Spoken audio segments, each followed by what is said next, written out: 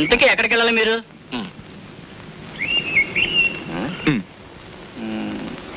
ఇదేమిటో చూడవయ్యా.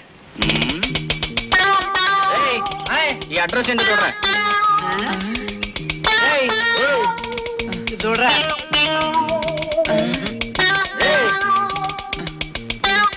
నువ్వు చూడరా. అప్పల స్వామి అనేవాడు మీకు ఉద్యోగాలు ఇప్పిస్తానన్నాడు. కరెక్ట్. మీ దగ్గర కొంత సొమ్ము కూడా తీసుకున్నాడు. కరెక్ట్. గంగన్నపాడులో ఆంజనేయ స్వామి వారి గుడి పక్కన ఆఫీస్ అని చెప్పాడు. అదిగో ఆ మహానుభావుడు చెప్పిన అడ్రస్ అదే.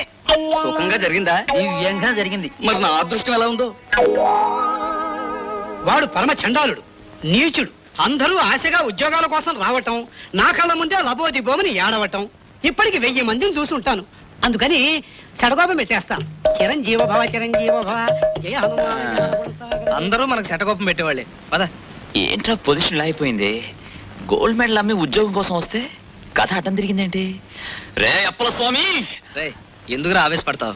వాడు మనలాగే నిరుద్యోగం ఉంటాడు, ఈ బిజినెస్ మొదలు పెట్టి ఉంటాడు.